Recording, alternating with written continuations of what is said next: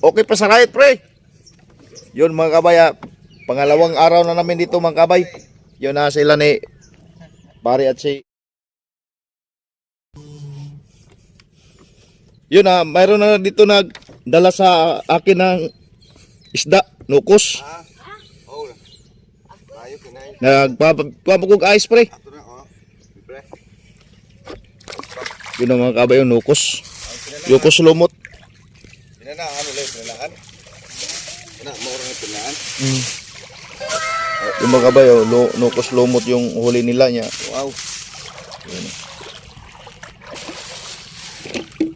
Hindi masyado kalakihan yung nukos na huli nila. At dito may 1 kilo na isda. O sa dito sa kuan, ma'am? Sa lungsod. Si balik-balik na. Ito pa dulong. Yun mga kabay, yun ang kanang berkap na bits na dinuongan naman dito mga kabay. Yun, sa mga kabay ko na gustong pumunta dito sa Bohol, i-trip ko kayo doon sa Sibunga, Simala. May pangbangka kita nga sasakyan dito. Dito lang sa akin, bangka. Ito sa akin na bangka. Pag gusto nyo nga pumunta dito sa Bohol, yun, dito beach yun ang dinuangan namin. Mayroon tayong bangka na magamit. Yun si Pare Ramel, Tong kapitan. Kapitan pangalan. Island hopping po kami dito. Kana Pangalawang araw namin. ano? Ilang service. Yun, Beer Cup Grand Day. Yun. Meron sila dito na service na bangka mga kaabay. Pag gusto mong magtawag sa kanila, pasundo. Mayroong bangka dito na magamit.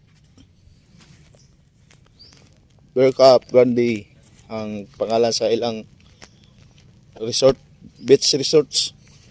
White Beach Resorts Grand Beer Cup Grand Day.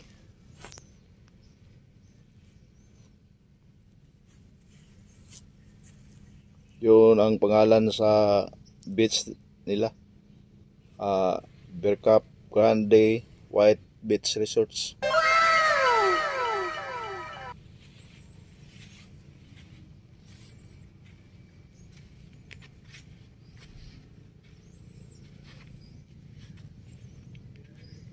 Yun yung area nila dito lang mag-abay maganda mag-abay kasi yung maligo medyo safe kasi yung kuan nila hindi lang masyado ka malalim. Ito mga kabay,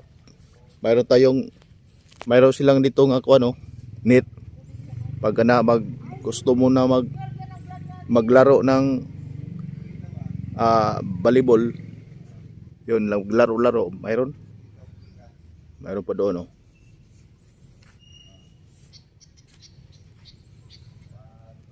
To matagpuan sa Panggangan Island mga kabay ng Bohol. Panggangan to. Sila tawi ang katong nanagat nga nalom og mga kinason wala pa nabot. Yun mga kabay, dito na tayo sa Mantatao Island, Kalapi. Dito tayo makabili tayo dito ng mga seafoods. Abang kami sa magduong nga mga nanagat, makabili kami. Tapos pagkatapos namin dito, punta kami mamaya sa Kabilaw. Mga kabay, liguan na. Yun si Pare Ramel. Sabi ni ma'am, maligo din siya.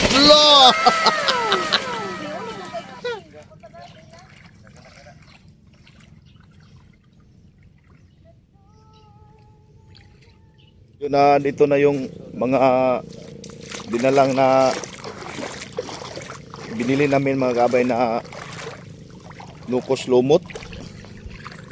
Yun nukos lumot. Yun. Nukos lumot at may isda na samaral. Sa amin, kitong yung pangalan. Yun o, masarap yan. Sarap yan sa sinugba. Yun o. Mayroon pa dito. Nasa mga 3 kilo yung binili namin na nukos. Siguro, madagdagan pa to mamaya mga kabay kasi may magdungguan pa mamaya.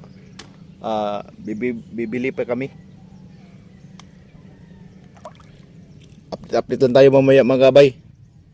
Kasi mag-abang-abang pa kami sa pag may madumuo nga mangingisda dito.